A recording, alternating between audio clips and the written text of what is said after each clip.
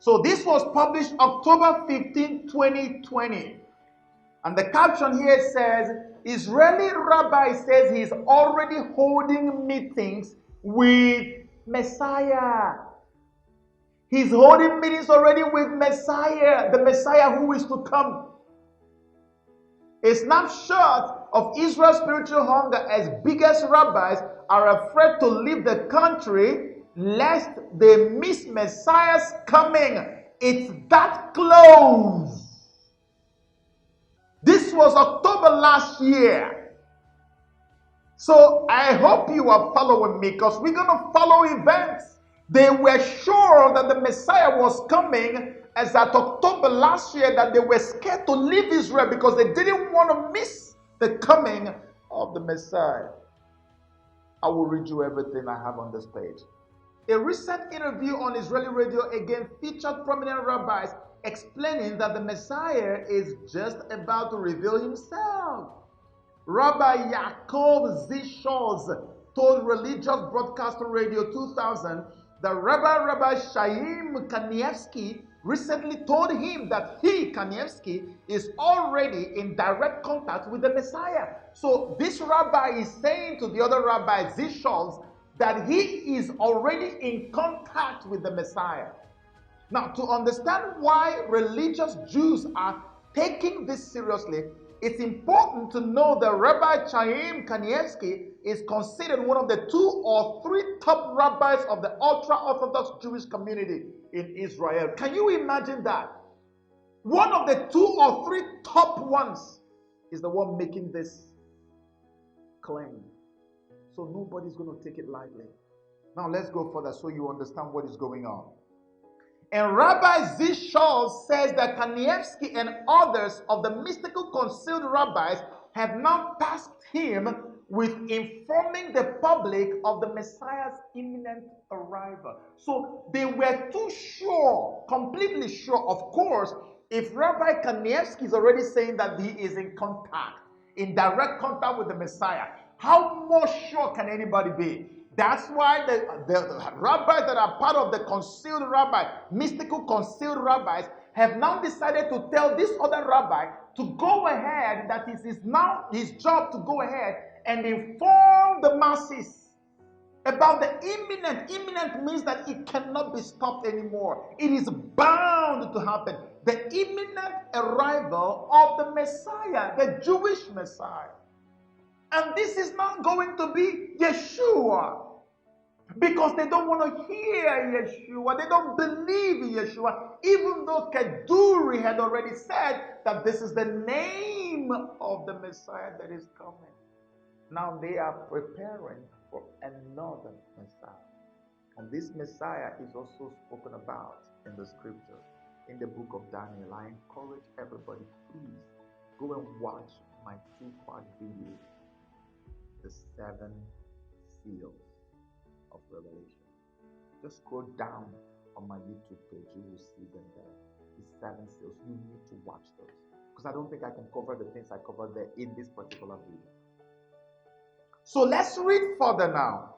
So after they've told Z. Scholz that he is now mandated to go and tell the world that the arrival of the Messiah is imminent, Z. Scholz went on radio. Now look at the reading here. It says, Rabbi Z. Scholz began his explosive 3-hour interview with a warning. I want you to listen to his warning. I want you to listen, so you know where we are on earth at this time. So you will know that this is no longer 11th hour. It is the 12th hour, almost about to happen. The world as you know it is coming to an end. Listen to what the man said on radio. The process of redemption is about to start happening very quickly and at a fast pace. So things are bound to move very quickly. It is important that people remain calm and steady to act properly in the right time. How can you remain calm and steady if you're not told, if you're not prepared? If you are not told, you cannot be calm. If you don't have knowledge, you cannot be steady. If you did not equip yourself or psychologically prepare yourself, this thing is enough to overwhelm you. Like what happened to people during the COVID-19 situation? Many people wanted to take their lives because their churches never prepared them for all these things. The fact that the world is coming to an end was enough to kill so many people. And that's what is about to happen right now. That's why we keep telling the people, speak about these things. Get yourself used to hearing and talking about it. Let's read further. It says, there is a potential Messiah in every generation, and there are righteous men who know precisely who it is. So he's telling you that every generation has a Messiah, and there are people who are righteous enough to know who that Messiah is. And he's referring to Kanievsky. This is, of course, true in this generation. So he's telling you clearly that even in this generation, there are righteous men who are able to know the Messiah. And one of them is Kanievsky, who said he is in direct contact with the Messiah. Okay? Now, keep listening, because you see, he's sounding like a war cry, like a war call, like a clarion call. Prepare ye for war. That's what this whole thing is sounding like. So let's go further. He says, getting the word out now that the Messiah is closer than ever is a matter of life and death. Haven't you heard of Gog and Magog? If you are a Christian, even if you are not, you must have heard about that war where Russia comes with most of the Arab nations to fight Israel. Gog and Magog. Go look it up on your own and do a small research for yourself. It will sink in deeper when you research it by yourself. Gog and Magog. A rabbi is telling you to prepare. Now let's read further. He says, haven't you heard of Gog and Magog? That is what is going to happen very soon. Very soon. The rabbi is warning. Now he said, right now, the situation is explosive more than you can possibly imagine. Everyone needs to know whether they are on the inside or if they are going to be left out. Remember, the mystical concealed rabbis mandated him to go and tell the world what must happen very soon. These things are cast on stone, they are decided. Remember, they are expecting the rabbi, the Yeshua, rather the Messiah to come immediately at this time. And they are telling everybody to prepare. Why are they telling people to prepare for Gog and Magog war?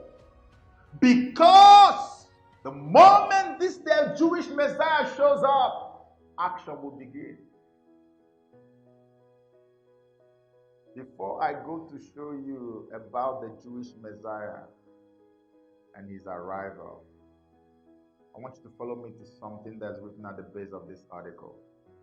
Very, very instructive.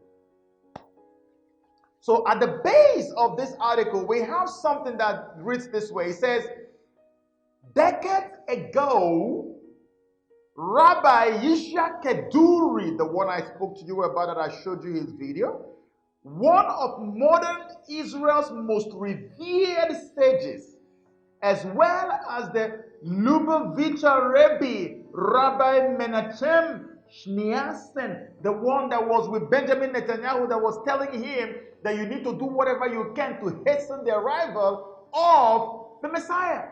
So you can imagine two of the most revered rabbis in Israel's history. Both of them predicted that Benjamin Netanyahu would be the state of Israel's last prime minister prior to the Messianic Age. These two men, larger than life holy men, according to the Orthodox Jewish tradition, have spoken, and they said, Benjamin Netanyahu cannot be removed from power by anybody, by any political party, no matter how hard they try. The only time he can leave power is right before the Messianic Israel is about to enter into the Messianic Age. In other words, right before the Messiah is to be announced officially as having come into Israel. So when you see the ouster of Benjamin Netanyahu, know that it is not as a result of some type of political machinations. This is the fulfillment of prophecy. That's what just happened. He just left. But if I'm saying this to you now, I know your brain is going all over the place thinking that if you say that Benjamin Netanyahu left, that he's supposed to live prior to the Messianic Age. Brother Joseph, are you saying that Israel has now entered the Messianic Age? Yes, that's what I'm saying. Okay, then prove it to us. Okay, fine, let's go do it now. Are you ready with me? Let's go prove it.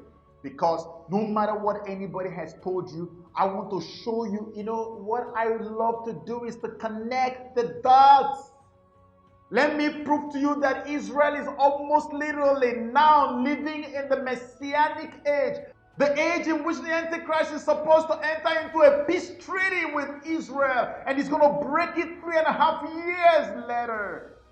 When he's going to compel everyone to worship his image in the temple that will be rebuilt. He's the one who's going to ensure that the temple is rebuilt in Israel. So, who is this Messiah? Has he come? Has he not come? Well, it will follow the English word written here. They said, the last state of Israel's prime minister, prior. But Benjamin Netanyahu was in power when the man I'm about to show you showed up in Israel, and the whole of the Christian world labeled him the Messiah for a good reason. And I want to prove to you why we believe that he is the Jewish Messiah expected to come. And Benjamin Netanyahu's living power is also all part of it. But the problem why this is still in tandem with what we read here is because the Jews have not officially anointed him or named him the Messiah. This was supposed to happen much later. They didn't think that people would know that he came. That whole program of the world knowing that he showed up was not meant to be public.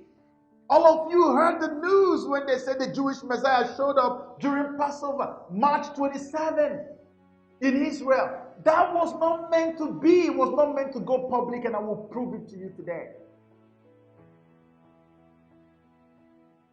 I want us to preview a few videos about this Messiah. I want to show you a few clips. And most of the clips are self-explanatory. So I'm going to just show you these clips back to back to back, and then I will tell you what is really going on. Let's watch. The Sephardim are from Spain, and this rabbi is also a Sephardic rabbi. You can clearly see that from his appearance and the way he dresses. And we can also see in this video the Hasidim. The Hasidim are the people that wear these big strimal hats that is made from fur. And they generally come from Eastern Europe, but we can clearly see that the crowd is clearly Israeli, where this rabbi is from Spain. We see this rabbi davening at the Western Wall. We can also see from the Siddur that he has that he is Sephardic, because this is a Siddur that mainly the Sephardim use, where you will hear the rabbi is saying a blessing for the counting of the Omer, Sifrat HaOmer.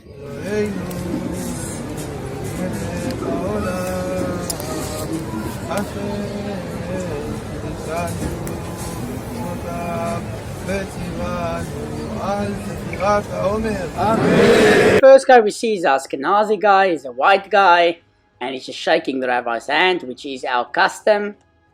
The second guy is a Sephardic Jew, so he kisses the rabbi's hand, which is a sign of respect for a rabbi in the Sephardic custom. The third guy is also a Sephardic Jew, kissing the rabbi's hand. The fourth guy is an Ashkenazi Jew, and you can see it because he's white, and he's just asking the rabbi a question. And the fifth guy is actually a Sephardic Jew, and you'll see he doesn't kiss the rabbi's hand, but at the end he kisses his own hand after he touched the rabbi's hand, which is a variant of the custom, and the last guy is Ashkenazi.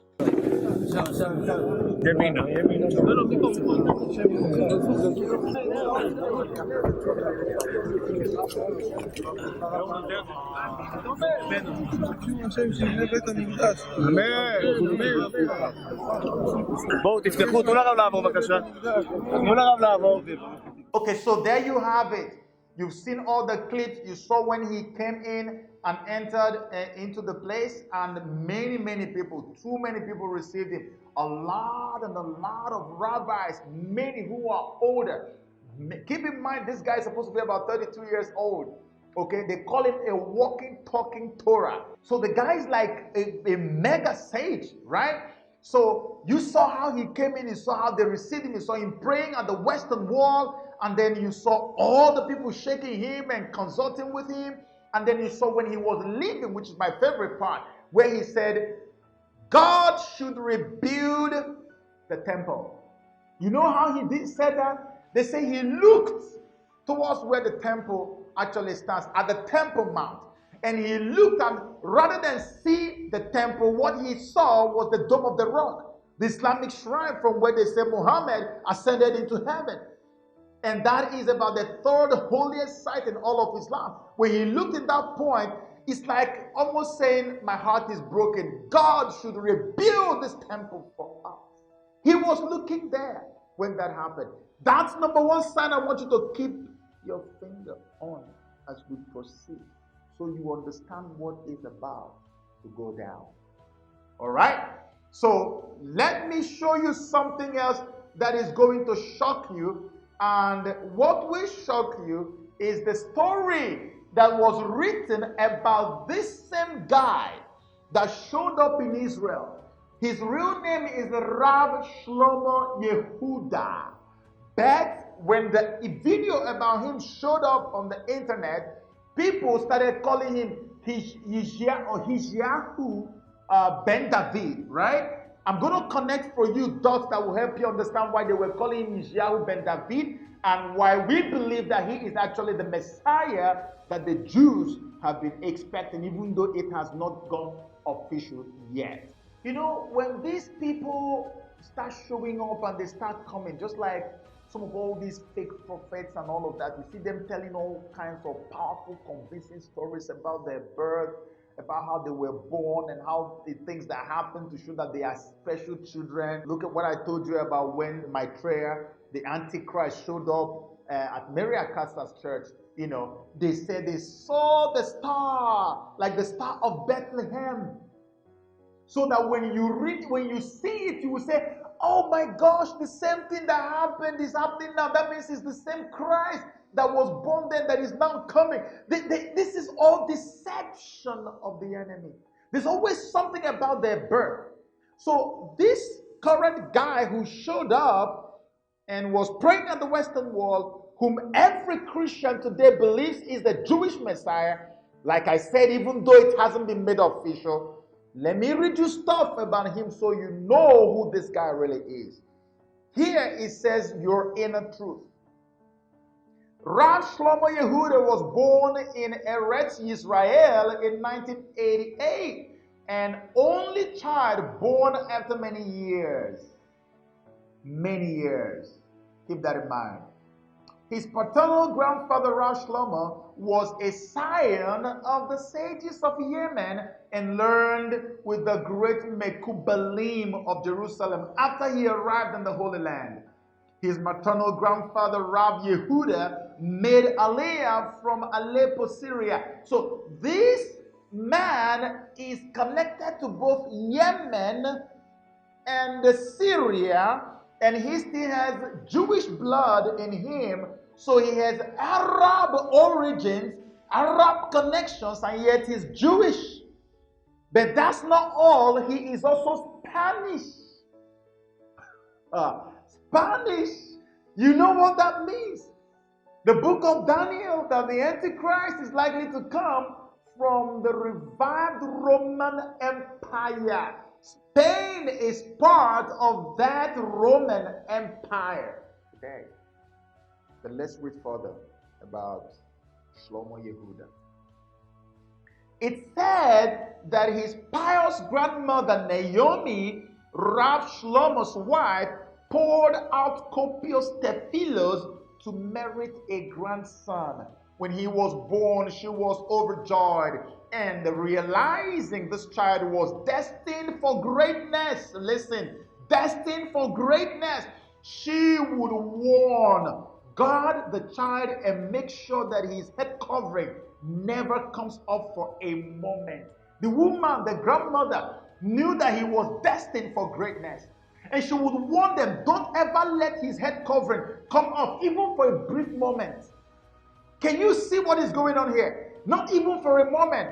Now, after Naomi naturally assumed that this grandson would be named for her husband, after he passed away, she saved all her money and built a shul in his memory. I prayed for this grandson, she said. I want his name to be Shlomo, but his mother wanted to name the boy for her own father, Rav Yehuda. In the end, a compromise was reached, Shlomo Yehuda.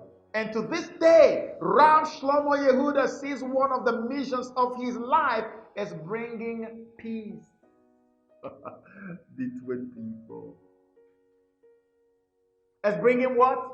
Peace between who? People. Israel, Palestine, Palestine, Israel. Peace between people. One of the missions, the cardinal missions of his life is bringing peace between people. So no matter what happens, there is eventually going to be peace. Do you know that up to today, no one has been able to broker peace between Israel and Palestine? The day that peace is brokered, whoever brokered the peace, mark my words, the whole world will consult with him. The whole world will literally worship him, because that will become the icon of peace globally. And what did the Bible tell us about the Antichrist? He's going to be a man of peace, but it's not going to be a real peace. That's why the Bible said they will be shouting, peace, peace, peace, and suddenly, boom, destruction will come on them. That is his mission, to bring peace among people. So these are the telltale signs that Christians saw and said, there's something about this guy. This has got to be the one. But like I said to you earlier, and I'm going to prove it to you right now, the Orthodox Jews did not think that his arrival in Jerusalem at the Western Wall was going to be a public event. They didn't think that it was going to be made known to non-Christians, to non-Jews. So that was why they were confident that he could do that quietly, and then at their own appointed date, after Benjamin Netanyahu must have resigned or must have left power, they can now do what? Announce and say, hey, our Messiah is here. But unfortunately, something happened, and the news was taken out. That's why no other mainstream news carried it other than an Orthodox Jewish channel. And let me show you where that happened so you can understand how all of this went down. Hi, I hope you've been blessed by our video presentation. And by the way, have you been able to subscribe to our YouTube channel? You know, often people tell me, Brother Joseph, why don't you ask people to subscribe to your YouTube channel? And I'm like, please forgive me. I get carried away. I may be too passionate about what I do. Whenever I get a hold on the truth, all I think about is just to get that truth out there to you. And that's why I forget to do this thing often. And now that I have remembered, I'm going to ask you to please go ahead and subscribe to our YouTube channel. And not only subscribing, you can also get all the people to do the same thing. Then you can hit that notification button so that whenever we upload a new video, you can get notified. And you have to like the video, share the video, and get the word out there. Tell the people that there's this beautiful little growing community of truth seekers who would stop at nothing to get the truth out no matter what happens. And that's why most of the things we do are not as popular with many people as they are with you. And you're the one I'm talking to, because the stuff that I do, they are popular with you. And that's why you need to consider being a partner. You need to partner with us, okay? Because if you don't partner with us, we can't go too far. I mean, no matter how strong you think I am, no matter how powerful, no matter how rich you think I am, I could never do this alone. This is a collective effort. I'm only just the guy who is out front representing all of us. So we all need to get behind this brother and give him the push that he needs to get this job done. That's why you need to be my partner. I remember the other time a pastor reached out to me and he said, Brother Joseph, can you believe that we use your videos for our Sunday services? So we decided that going forward, every month we're going to give you this little money as a token of our appreciation. Can you imagine how beautiful that is? And he's now the only church that uses my video for stuff. And I'm so blessed to know that the Church of God actually does use my video for their work. That's why the YouTube channel was set up. I did not set it up to make money. God in heaven is my witness. That's why I've been on YouTube for so many years. We never monetized until probably early last year. That was when we monetized. But I've been there for close to 9 years now. Okay, just to show you that we didn't set it up for money. And even since we monetized, look at the videos we put out there. They're not videos that are popular with YouTube monetization. These are videos that YouTube doesn't care. They don't like to monetize. Look at the video I put out on masturbation. There was no other clip attached to that video, just a straight video. Yet it couldn't be monetized. Why? Because the topic that I was treating was very unpopular with monetization. That's the same thing happening to almost all the videos I put out there. But I don't care as long as you get to know the truth. The Bible says that you will know the truth, and the truth that you have known will set you free. That's my mission, to get you the truth at all costs. That's why I need you to be my partner. I do have a handful, one or two of them, very consistent. And I pray that God will touch your heart to also join the team and become a partner to this beautiful ministry. I go through so much to get these videos out to you. Take, for instance, the last two videos we put out there on the false prophet. Do you know the kind of attacks that we faced? Even my newest editor who just came on board, he was like, sir, I've never seen anything like this before. And I was like, well, welcome to my world. I am used to this. I need you to pray for me. I need your prayers more than I need anything that you want to give to me. I need your prayers. These people don't like to be exposed. They don't like the truth to be told. And I have sworn with my life. I've decided to put my life on the line, knowing that the one who is the owner of life, who is also my Father in heaven, that he will not let anything harm me for as long as I'm on the path of his will for my life. I am doing what he wants me to do, and I don't think anybody can take my life away from me if God has not sanctioned it. So all I need to continue is just your support to make the job easy for me. We need you to get on board and be a part of this blessing. And I can tell you this one thing that I'm very sure of. The God of all creation, for whose sake we have gotten on the way to fulfill this, he will never fail to replenish you more than 1,000-fold. And you can take that to the bank and cash it. I love you with all my heart, and I pray that God keeps you safe and sane and blessed always. Amen.